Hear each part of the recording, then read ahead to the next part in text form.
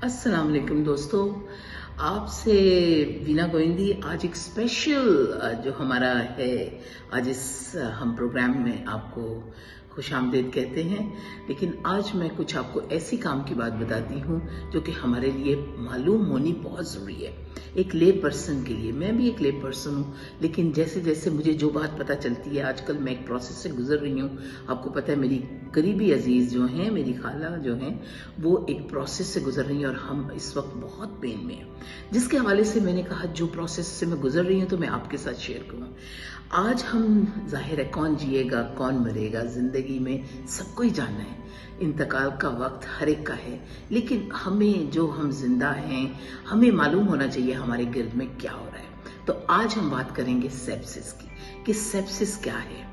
Sepsis एक ऐसा बीमारी नहीं है, बल्कि एक ऐसी स्टेट है जो कि किसी बीमारी की वजह से आपके अंदर वो एक सिचुएशन पैदा हो जाती है।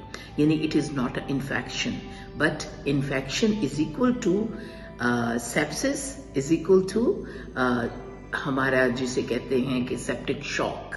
मैं डॉक्टर नहीं हूँ, लेकिन जो कुछ मुझे पता चलता है, एक आम फहम में अगर मैं बात करूँ कि सेप्सिस जो है ये एक ऐसी स्टेट है जब आपको कोई आम सा नज़ला, बुखार या कोई कट या कोई भी ऐसी चीज़ हो, तो उसके बाद आपकी बॉडी के अंदर इम्यूनिटी कम होने की वजह से उस चीज़ के खिलाफ, जब आपके अंदर फाइटिंग अगेंस्ट डिजीज, यानी कि उस चीज़ के बारे में अगर कोई भी फंगस, बैक्टीरिया, वायरस या कोई भी पैरासाइट, जो कि पैरासाइट मीन्स जो आपकी बॉडी के अंदर होता है, जो कि रहता है और वो कहीं बाहर से आ जाए या आपकी बॉडी में, तो इसका मतलब है कि वो आपकी बॉडी में ग्रो होने लग जाए।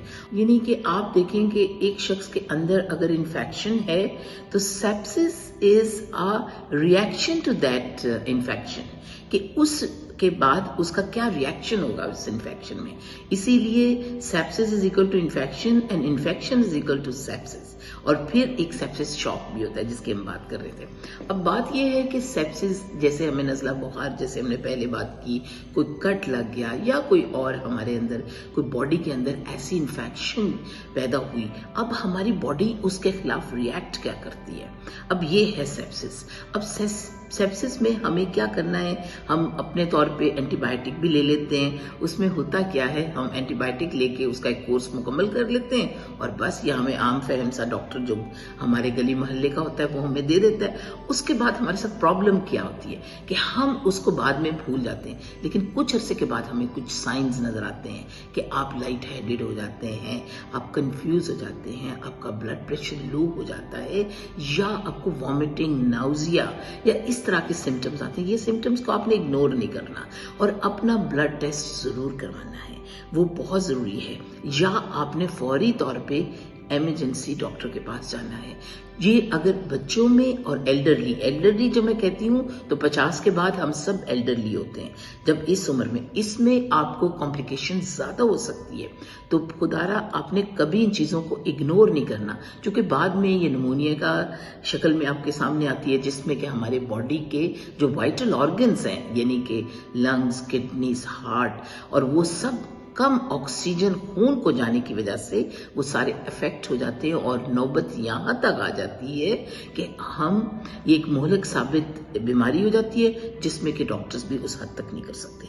ये तो हो गई एक बात। अब दूसरी बात ये है कि जब भी आप ऐसी कंडीशन में या किसी भी कंडीशन में डॉक्टर के पास जाएं, तो अपनी पिछली 3-4 हफ्ते या 1 माह की अपनी पूरी मेडिकल सिचुएशन आपने जरूर बतानी है कि आपको फ्लू हुआ था, आपने ये मेडिसिन ली थी, ताकि वो इसका इलाज ज्यादा से ज्यादा जल्द से जल्द कर सके, क्योंकि आपकी जो हिस्ट्री बननी है उसी बुनियाद पे बनेगी। क्योंकि बाज दफा ऐसा होता है कि ब्लड स्ट्रीम में, क्योंकि आपकी ब्लड में इन्फेक्शन नहीं होती सेप्सिस में, बल्कि वो बाद में आपके यूरिन में या कहीं पे बग आ जाता है बाद में, क्योंकि वो एक रिएक्शन कर रहा होता है।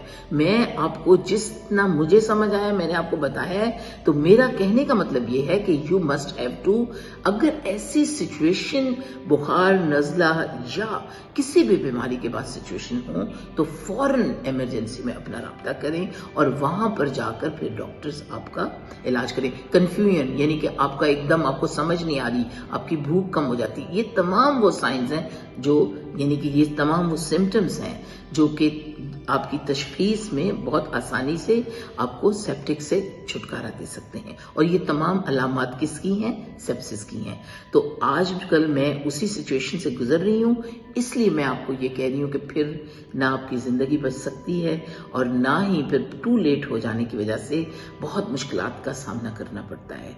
तो खुदारा इस चीज़ का ख्याल कीजिए और अपनी इन छोटी छोटी बीमारियों को इग्नोर ना करें। बाज़ दफ़ा इन अलामात को बिल्कुल सही समझ के इनका फौरी तौर पे इलाज मुआवजा किया जाए। और मैं आप सबके लिए दुआ करती हूँ। आप हमारे इस राब्ते में बीबी जी के साथ कनेक्टेड रहें और जो मुझे कहीं कहीं से भी जो भी मुझे एक्सपीरियंस होता है मैं आपके साथ शेयर करती हूँ। मेरे लिए भी दुआ कीजिए, मेरे अहलो अयाल के लिए भी, और मैं भी आप सबके लिए दुआ गो हूँ। अस्सलाम वालेकुम।